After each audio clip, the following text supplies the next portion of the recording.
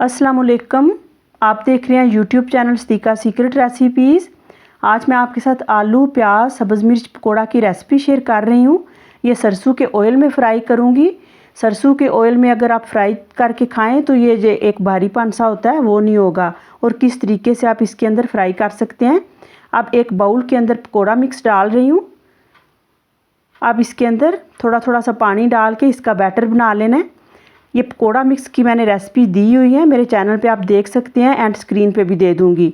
और अगर आपके पास नहीं है तो आप बेसन के अंदर नमक, मिर्च, खुश्क धनिया, ज़ीरा, मेथी, ये थोड़ी सी अजवाइन डालें। ये सारी चीज़ें डाल के आप इसे वो मिक्स कर लें।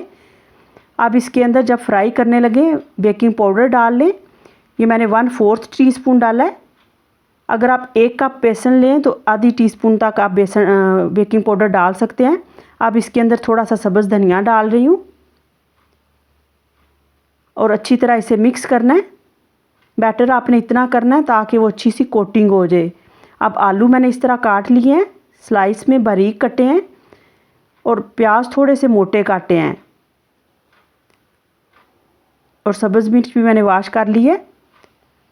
अब आलू आप डायरेक्ट इसके अंदर डिप करें बैटर के अंदर, और प्याज को अगर आपने इस तरह रिंग में करना है तो आप लग कर लें, और अगर आपने पूरा इस तरह स्लाइस वो फ्राई करना है तो इस मैदे की कोटिंग कर लें। अगर आपने रिंग भी करने हैं तो खुश्क मैदे की कोटिंग करें, फिर आप बैटर में डिप करें। इस तरह वो ऊपर से वो कोटिंग नहीं उतरेगी।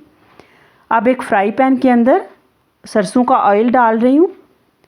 आपने इसके अंदर डायरेक्ट फ्राई करना है, जैसे ये गर्म होगा जिस तरह आप दूसरे ऑयल के अंदर करते हैं।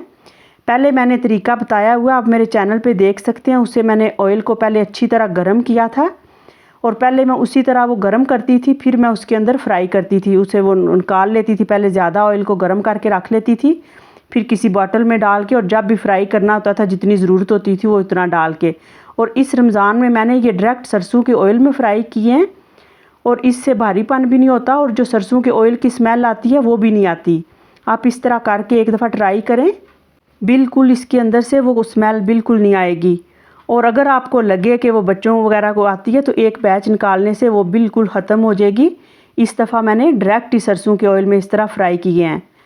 अब इसी तरह वो आलू मैंने निकाल लिए हैं। ये प्याज को मैंने खुश्क मैदे के में इस तरह कोट करके ये स्लाइस ही इस तरह कर रही हूँ। इसी तरह आप अंडा फ्राई करके उसे भी कटिंग करके कर सकते हैं, जिस तरह चाहें। पालक को, गोभी को, जिस तरह भी आप चाहें इस तरह इसी बैटर में कोट करके। ये पकोड़ा मिक्स बनाने से टाइम की बचत भी हो जाती है, और आप थोड़ा सा निकालें, जितनी भी आपको ज़रूरत पड़े तो आप डाल सकते हैं। इसी तरह मैंने सब्ज़ मिर्चों को भी इस तरह वो कर लिया है। और आगे मैं दिखाती हूँ कि अगर आपने मिक्स वेजिटेबल पकोड़ा बनाना है तो वो किस तरीके से आप बना सकते हैं। आप ये फ्राई चीज़ें इस तरह सरसों के ऑयल में ही किया करें। ये जो भारीपन सा होता है फ्राई चीज़ें खाने से, ये बिल्कुल नहीं होगा। और इसी तरीके से, और इसे बार बार फिर गर्म करने से भी इतना नहीं होता। अब इस तरह ये सारी पलट के सब्ज़ मिर्चें भी निकाल लूँगी, और आगे मैं आपको दिखाती हूँ कि मिक्स वेजिटेबल आप किस तरीके से, अगर आपके पास इस तरह बैटर बच जाए तो आप किस तरीके से बना सकते हैं। अब मिर्चें भी फ्राई हो गई हैं। जब भी आप निकालने लगे आंच थोड़ी तेज़ कर दिया करें, इस तरह इसके अंदर ऑयल ज़्यादा जज्ब नहीं होता। अब ये थोड़ा सा जो बैटर बच गया, इसके अंदर मिक्स वेजिटेबल जो भी आपने डालनी है, ये मैंने पालक भी फ्रीज़ की हुई है, गोभी, सब्ज़ धनिया, ये मैं इस तरह करके फ्रीज़ कर देती हूँ। ये बारीक स्लाइस में कटी हुई है गोभी भी। प्याज और आलू मैंने फ्रेश काटा है, और सब्ज़ मिर्च, ये आप अपनी मर्ज़ी से जो भी चीज़ें आप डालना चाहते हैं वो डाल के इसी बैटर के अंदर इसे अच्छी तरह मिक्स करें। और अगर आपको लगे कि ज़्यादा लिक्विड है तो थोड़ा सा प्री मिक्स वो डाल लें। प्री मिक्स का ये फ़ायदा कि टाइम की भी बचत हो जाती है। जब भी आपको ज़रूरत पड़े वो थोड़ा सा डालना है तो आप डाल लें, आपको अलग अलग डब्बे खोल के वो नमक मिर्च निकालने की ज़रूरत नहीं पड़ेगी। अब इसे अच्छी तरह मिक्स करके अब इसके भी इस तरह फ्राई कर लूँगी पकोड़े। ये जब भी आप इस तरह कोई भी फ्राई चीज़ खानी हो आप सरसों के ऑयल में करें, ये बच्चों को भी पता नहीं चलेगा, बिल्कुल इसका टेस्ट नहीं आता।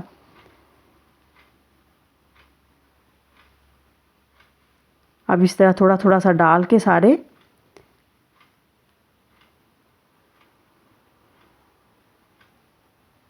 अगर सही टेम्परेचर पे ये फ्राई चीज़ें हों तो इसके अंदर ऑयल ज़्यादा जज्ब नहीं होता। मैं बेकिंग पाउडर डालती हूँ। अगर आपने बेकिंग सोडा डालना है, मीठा सोडा, तो आप वो भी डाल सकते हैं। मैं इसके अंदर बेकिंग पाउडर डालती हूँ। पकौड़ों वगैरह के अंदर कोई भी चीज़ फ्राई करूँ थोड़ा सा वो डाल लेती हूँ, जो केक वगैरह में डलता है बेकिंग पाउडर। अब ये इस तरह फ्राई हो चुके हैं, ये बहुत ही क्रिस्पी बनते हैं। और पकौड़ा मिक्स का मैं एंड स्क्रीन पे दे दूँगी। ये प्याज के पकौड़े हैं, सब्ज़ मिर्च, आलू और ये मिक्स वेजिटेबल के पकौड़े। आप इस तरीके से ये बना के ट्राई करें। Thanks for watching. ओके, अल्लाह हाफिज़।